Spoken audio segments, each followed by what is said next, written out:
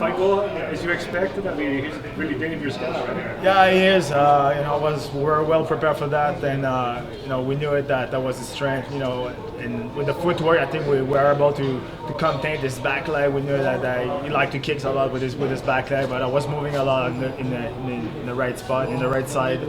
And and when in the second round, when I decided to finally let my hands go, so I did the job.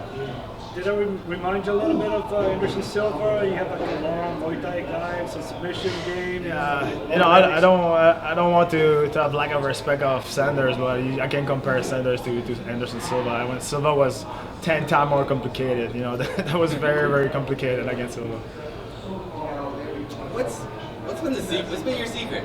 You've been here since like UFC 2 or something. I don't know. Yeah. No, my first fight was UFC 50. It's in 2004, so it's almost 12 years ago. It's I don't know. Now it's with the knowledge, experience, you learn how to work better with your body, and you learn how to get better people around you too. I think that's the key. It's I think it's a skills to are able to have people, good people around you, and I think I got it. When you started the UFC, it was 205, correct? Yes. Should you have always been a welterweight, or is it just you no, wanted to eat a lot more food back then? No, yeah, for sure. I love food. I love wine. I love everything, man. But the thing is, when I fought Tito, everybody saw that I was too small at 205 to fight in international. In Canada, I was okay at that time. I had a nice run at 185. I had a title fight, but like I said, with the knowledge, with nutrition, now with the dehydration, all those things, those guys are able to cut from bigger and they're taller. And I've been always okay middleweight, but at the end I was a small one, so I had to make sacrifice to drop at 170. And I'll lie to you if I will thought that I will give a second life to my career at 170, but everything's going well now. Is it just as fun as it was back then? It is. It is. I say that many times in the interview. I don't need to fight to live well. I did what I had to do in the last 3 or 4 years to build my after career. And now, if I stop fighting, I'm not gonna change my lifestyle. And now it's 10 times less stressful to fight, because this is not. I don't have the pressure to absolutely win. That's the goal. The goal, I want to win. I want to be number one. I want to be a world champion. If not, I will stop if I don't have the desire to become world champion. But right now, I'm just enjoying every moment of that. Now, most of your professional fights have been in your own city, pretty much, Montreal, right? So, do you still feel that's how you always be known, as a guy representing at least your city or your province or your country? Or do you think you've transcended that? You're more of like a global personality at this point, since you've been around for so long? I don't want to sound cocky, but I think everybody likes me. I don't play game. I am who I am, and I try to give a good performance every time I fight.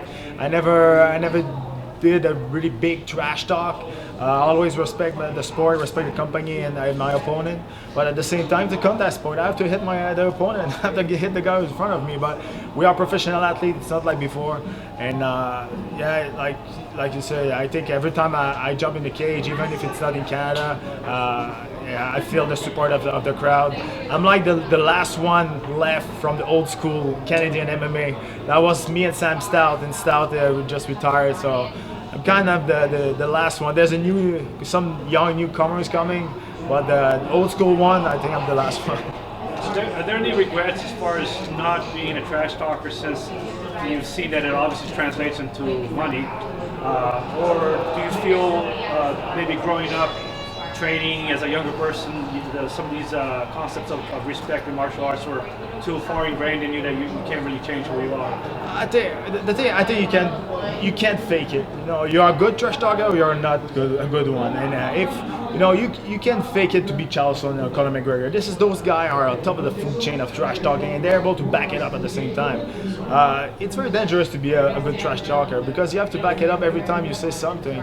So you put a lot more pressure on your shoulder, but you are who you are. Me, I've always been, a professional athlete. I always think that, I have to respect my opponent. If I have nobody to fight against me, I can do my job. I'm not gonna have any paid or any money. So Ed Herman was here and talked about seeing a career, a future in his own career, his UFC career, due to being in what he feels is a better weight class, having a cleaner sport. I mean, do you feel you can be around for several more years? I mean, how far do you see taking this to another title shot, perhaps? You know, that's the goal. And I'm 35 years old, gonna have 36 next month, and I don't know. You know, everything's going well. My body feels good. I don't feel the age. You know, sometime in the morning I feel it, but I don't feel the real age I have. I can take care better of my body. My nutrition is better too.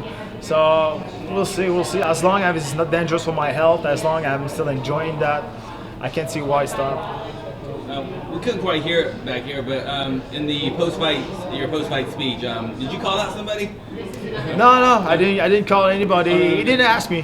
He didn't ask me. Okay. But no, but like I said, I wanted a top 15 before this fight. I thought that Berkman was a statement. Now I did another knockout against a dangerous opponent. So I wanted a top 15, or like I said in Paris interview, there's a guy who's coming back in August, and it's Nick Diaz. So I will be very happy to share the octagon with him. A guy like Nick, is that someone you want to fight him? Because why Nick? Other than he's just a big name. He's a big name. Just That's big it. name? Yeah. You know, if I don't have a top 15, I want to fight a big name. That's the thing. I have nothing personally against him. I think I'm a big fan of the Diaz brother because they are who they are. You know, they don't play a game. But I know he's going to bring it. I know it's going to be a fun fight to promote. I know it's going to be a fun fight to get in.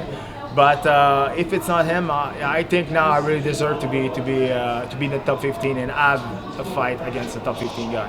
Now, for several years now, you've been known as a guy with a really good chin.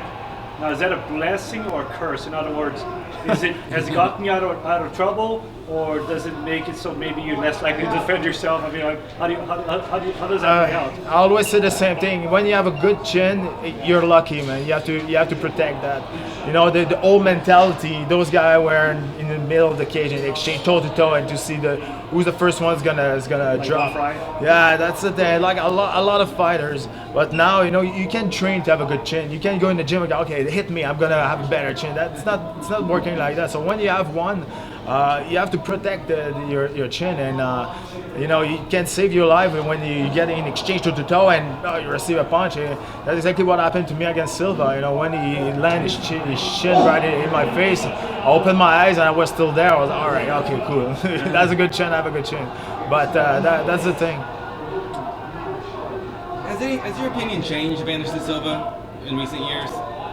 I think it's, you know, it's bad that what happened is gonna put a shadow on his legacy.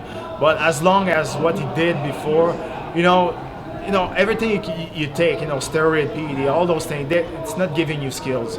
And Silva was winning fight because he had better skills than everybody else. That's the thing. He cheated, he got caught. Hey, it's bad. It's gonna put a shadow on his legacy, but you can't take away everything he did in the past. How often are you training with George St. Pierre? Never. I don't train with him. We don't. He trained at TriStar. I train at Berzin Top Team. We know each other really well. No, we know each other very, very well. We've been training together a couple of years ago, but no, I don't train with George since a long time. Okay. What's next for you? How do you plan on celebrating? I don't know. There's a couple Irish bar around here, so for sure we're gonna grab something. But I don't know. I'm going on vacation. This is my third fight in 10 months. You know, I always say the same joke that maybe for Donald Cerrone it's a small week, but for me it's a big year. Fighting 3 times in 10 months, and I'm gonna go on vacation and maybe take a couple months off. My body need him. And my wife too. So you'll be back at 205 in a few days. I'll probably tomorrow. I'll be around 205 for sure. Awesome. Thank you, sir.